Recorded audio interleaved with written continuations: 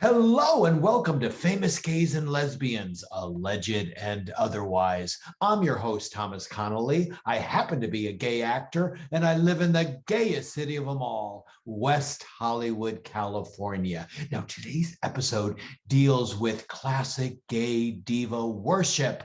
Now, I got to tell you, not every gay guy worships a diva, and some gay men are offended by it. They say, oh, that's a stereotype. But let me tell you, honey, there's a great many that do. And I am unapologetically one of them. There are a lot of theories out there as to why gay men worship some of these divas. One theory is that they're kind of like a substitute mother. Okay, this is how it works. Let's say that you were not accepted for your authentic self growing up. You were maybe bullied, tortured, harassed. You would turn to one of these magnificent divas for escape, comfort, and consolation. But I think that author Daniel Harris puts it best in his wonderful book, The Rise and Fall of Gay Culture, that gay diva worship is not about the diva herself, but about the universal homosexual experience of ostracism and insecurity. In other words, when gay kids like me were growing up, we weren't like the other straight boys who often gravitated towards playing football and then watching football. These glamorous diva women totally were a diversion and got our attention. They were not only the consummate singers of the day, but they were role models of powerful, strong, confident people. And they definitely were beautiful, exquisite creations of hair, makeup, and wardrobe. And they kind of gave us an inspiration and a hope for a better life out there. Okay, enough analysis. Who knows why gay men have such a thing for these divas, but they do.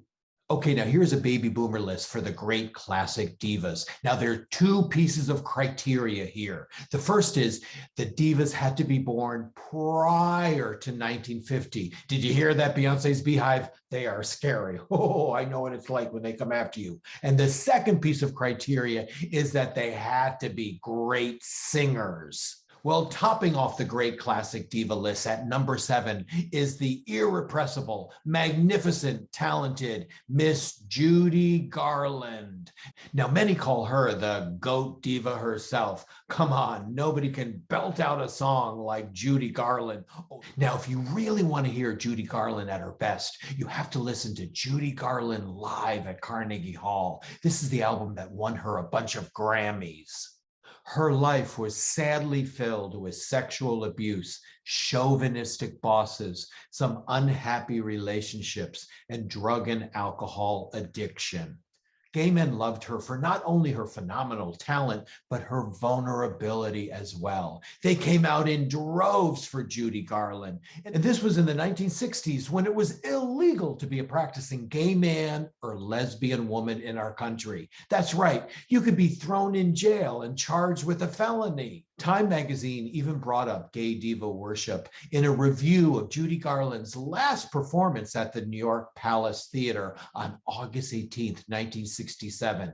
The review read, "A disproportionate part of homosexuals were in the audience. The boys in their tight trousers, they roll their eyes, tear out their hair, and practically levitate from their seats, particularly when Judy sings Over the Rainbow." This same review also quoted a psychiatrist who said Judy was embattled in life and she had to become more masculine. She has the power that homosexuals would like to have, and they attempt to attain it by idolizing her. Homophobia, table for one. Can you believe that condescending attitude towards gay people in the 1960s? Judy Garland's career spanned some 45 years, and she only lived to be 47. Judy Garland had a fascinating, challenging, turbulent life that many gay men connected with. We love you, Judy. Rest in peace. Well, next on our list of classic gay divas is the remarkable sex kitten herself, Ms. Anne Margaret.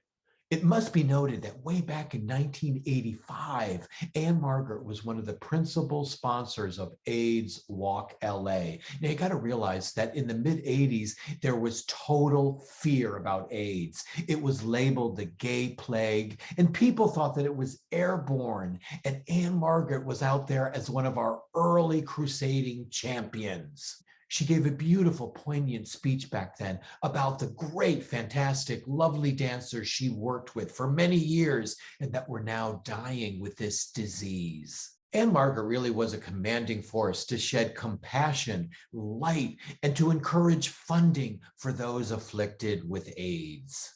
And as a performer, she blew us away from the start. Many critics refer to her as the female version of Elvis Presley. Now, incidentally, it's been rumored that Anne Margaret had an affair with Elvis Presley during the making of that wonderful film, Viva Las Vegas. But Anne Margaret, the classy lady she is, has publicly said, "I'll never kiss and tell." From her screen debut in Bye Bye Birdie, her opening song alone makes it worth watching, to her Oscar-nominated performance in Carnal Knowledge, to her Oscar-nominated performance in Tommy, to her extravaganza of a Las Vegas act, all make her well worthy of iconic status in the LGBT community. At one time, Anne Margaret was the highest paid entertainer in Las Vegas. And her show, honey, let me tell you, was complete with motorcycles, men in leather, and really sexy, intricate choreography and dancing.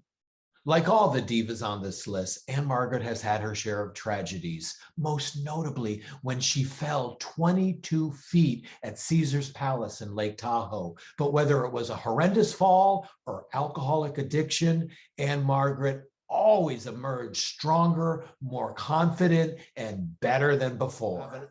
We love you, Anne Margaret. You have a magnificent legacy. You are one caring, terrific, talented lady. Well, that's about it for this episode. This is Thomas Connolly for Famous Gays and Lesbians, Alleged and Otherwise. Hey, if you like this show, could you please like and subscribe? That would really help to sustain us here. And you got to keep watching. Who do you think is going to be #1 on our great classic gay diva list? Well, until next time, bye-bye.